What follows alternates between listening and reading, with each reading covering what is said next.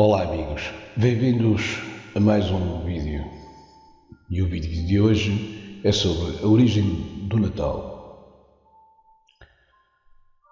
Há histórias ocultas atrás dos nossos hábitos modernos, uma sombra escura e mística, mas outras são só para ganhar dinheiro.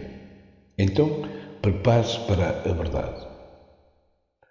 O período das festividades começa na maioria dos lugares depois do Halloween. Isto porque é um grande negócio. No mundo inteiro são gastos milhões de dólares ou euros nesta festividade. Luzes, muitas luzes. Gostamos de luzes como crianças. Pegamos no carro, saímos com a família para ver as luzes das cidades. E quando é que foram inventadas as primeiras luzes natalinas? A ideia foi de um funcionário da empresa telefónica da Nova Inglaterra. A sua inspiração veio das pequenas lâmpadas dos painéis telefónicos primitivos. Isso deu-lhe a ideia do que hoje chamamos de luzes natalinas. A história de muitas das nossas tradições para a festa de Natal faz parte de uma obscura, mas verdadeira história de Natal. Essa é a razão por que fazemos as coisas estranhas que fazemos a cada mês de dezembro. Por exemplo, cortar uma árvore e colocá-la dentro das nossas casas. A base disto está numa história que aconteceu há mais de 2000 anos, em 25 de dezembro. Mas porquê? Uma celebração anual praticada pelos antigos povos do norte da Europa. Todo o mês de dezembro, no dia mais curto do ano, surge o solstício do inverno. Ele marca o dia mais curto do ano, mas marcava também a promessa de dias mais longos. Essa era a causa da celebração para honrar a ocasião. Antigas tribos celebravam um festival de 12 dias, que se chamava Yule. Era tempo de abate dos animais. Os animais das fazendas eram mortos porque não era possível alimentá-los nos dias de inverno. Então havia muita carne à mão e a cerveja já estava feita. Era a época perfeita para uma festa. Os nórdicos, durante 12 dias, festejavam e levavam pinheiros e azevinho para as suas casas. Ao longo dos séculos, o conceito foi agregado ao nosso hábito moderno da árvore de Natal. Os hábitos modernos estão conectados aos hábitos antigos. Mas o que é que tudo isto tem a ver com o nascimento de Jesus há mais de 2000 anos atrás? Para os cristãos, a história do Natal começa nesse momento. Mas o que sabemos sobre o nascimento de Jesus? Na verdade, há duas fontes no Novo Testamento para a Natividade de Jesus: o Evangelho de Mateus e o Evangelho de Lucas. O que temos a fazer é juntar as duas narrativas para ter uma visão maior do que chamamos Natividade. O Evangelho de Mateus introduz a estrela de Belém, os sábios, chamados magos, e trazem presentes ao bebé Jesus. Há um valor simbólico nesses presentes. Mas ninguém resistiu quando realmente foi a data em que isso aconteceu. Porque os primeiros cristãos não festejavam aniversários. Então como é que Jesus acabou a fazer anos no dia 25 de dezembro? Muito antes de Jesus nascer, os romanos festejavam muitas festas pagãs. Particularmente em dezembro, essas festas que criaram o palco para as festas natalinas de hoje. Uma dessas festas era a Saturnália. Começava no dia 17 de dezembro e durava 3 a 5 dias e no máximo 7. Os romanos trocavam presentes na Saturnália, assim como fazemos no Natal. Os seus escravos recebiam refeições especiais e gozavam de uma liberdade que não tinham no resto do ano. A segunda festa era o Ano Novo, uma festa de 5 dias e era muito divertida. Entre a Saturnália e o Ano Novo já havia a celebração de um deus romano no dia 25 de dezembro, o deus Sol Invictus e o deus Sol, Mitra. Eram ambos festejados a 25 de dezembro. Como a data caía perto do solstício de inverno, o mesmo evento cósmico era celebrado pelas tribos do norte da Europa. Os romanos acendiam fogueiras e velas para afastar a escuridão, a origem das modernas luzes natalinas. Depois que o cristianismo se tornou a religião oficial de Roma, os líderes preferiram absorver a tradição pagã. Foi aí que a Igreja decidiu celebrar o nascimento de Jesus e escolher um dia perto do solstício de inverno, ou seja, o dia 25 de dezembro. Existe uma razão para Jesus ser chamado a luz do mundo. É a associação do nascimento de Jesus com o solstício que era celebrado por diversas outras religiões. Isso ajudou a colocar o nascimento de Jesus a 25 de dezembro, à medida que a Igreja continuava a absorver várias tradições antigas. Levou a emergir duas experiências de Natal, uma religiosa e uma outra nem tanto. Nas igrejas, o Natal era celebrado com bastante solenidade. O Natal era celebrado na véspera, fora das igrejas, em casa e nas praças das cidades. O Natal parecia mais uma festa pública de bêbados.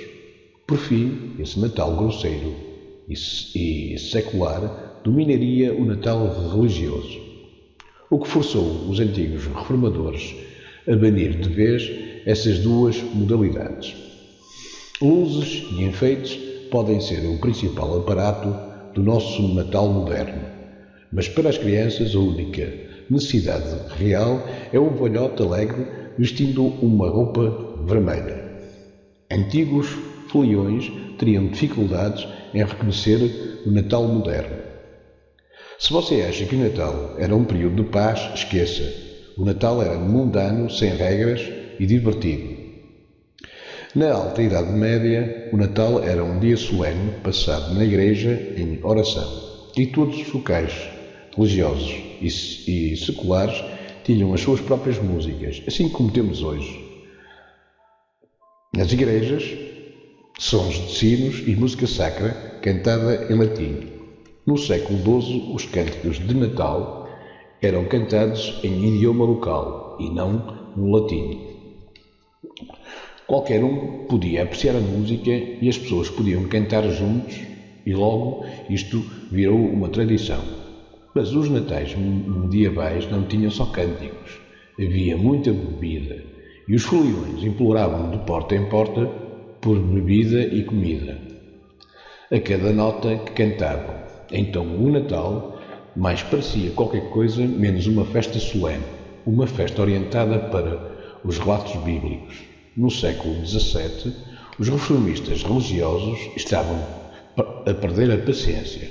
Resolveram que as festas eram excessivas e decidiram banir o Natal de uma vez. E como é que a festa de Natal se tornava ilegal? Na Inglaterra, o Natal foi banido, mas por pouco tempo. O Natal também teria dificuldades no Novo Mundo. No início do século XVII, devotos colonizadores ingleses viram as festas de Natal com maus olhos. Quando colonizadores europeus chegaram à América, a recém-formada colónia de Massachusetts não quis saber da festa e em 1659 também baniu o Natal. Os puritanos da Nova Inglaterra sabiam muito bem a origem pagã da festa, celebração do solstício de inverno, e quiseram evitar qualquer associação. Uma família da Virgínia estava a dar um jantar de Natal. Os foliões ficaram a saber e começaram a bater na porta, usando o velho ritual de comida e bebida, ou atiravam pedras aos vidros. Com o tempo, a América estava a amadurecer e também os costumes de Natal. Respeitáveis americanos da classe média queriam pegar na festa pública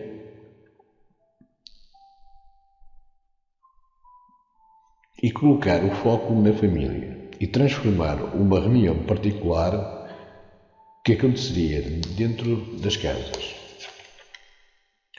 Esse esforço foi muito bem sucedido na progressista cidade de Nova Iorque. Os seus fundadores, os holandeses, adotaram o seu velho hábito de natais caseiros. A cidade de Nova Iorque moldou o Natal no Natal moderno que hoje celebramos. Isso com o esforço de dois talentosos nova-iorquinos que viveram no século XIX. Eles reinventaram os costumes de Natal, moldaram a imagem do bom velhinho, o nosso conhecido Pai Natal. A Nova Iorque que eles conheceram era a grande metrópole da América, uma cidade ao ritmo da Revolução Industrial, que estava a transformar a América da noite para o dia. Havia novas indústrias, novas lojas que cresceram muito e que deram os fundamentos que tornou a comercialização do Natal. Ela não era uma cidade apenas atenta a novas mudanças, mas também atenta a novas ideias. Um professor nova-iorquino de literatura grega e oriental teve uma ideia que mudaria o Natal para sempre. Escreveu um poema ao qual chamou a visita de São Nicolau, hoje mais conhecido como a véspera de Natal. Quase com uma só mão, ele criou a moderna visão americana do Natal. O que existe de interessante no poema? Ele refinou várias tradições do começo do século XIX, juntou todas e acrescentou imaginação. O Pai Natal, como o conhecemos hoje, inspirou-se em duas figuras lendárias do velho mundo. Um bispo do século IV, famoso por dar presentes e conhecido por os deixar dentro das meias. A outra, de um deus pagão que voava pelos céus num cavalo de 8 patas. Antes da metade do século XIX, o Pai Natal vinha por vários meios, de barco, a cavalo ou num trenó. Mas decidiu deixar de fora uma figura com cara de diabo, que acompanhava São Nicolau e que trazia um chicote para castigar as crianças desobedientes. Com uma longa língua vermelha, coberto de pelos, tinha rabo e cascos. Ele era chamado de Krampus. Mas o Pai Natal de Klemer personificava o bem, introduzindo novas características, neve, vestiu de vermelho, deu um cachimbo e o retratou não como um padre, mas com um sorridente e alegre velho, com um brilho nos olhos, com um saco às costas cheio de brinquedos para as crianças. Deu também um trenó que voava pelo céu.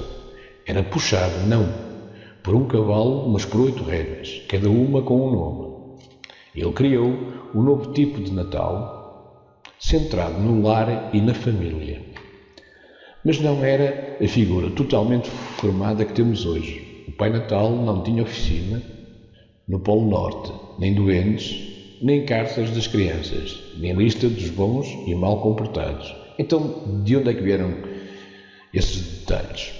E vamos dar crédito a outro nova-iorquino, o ilustrador Thomas.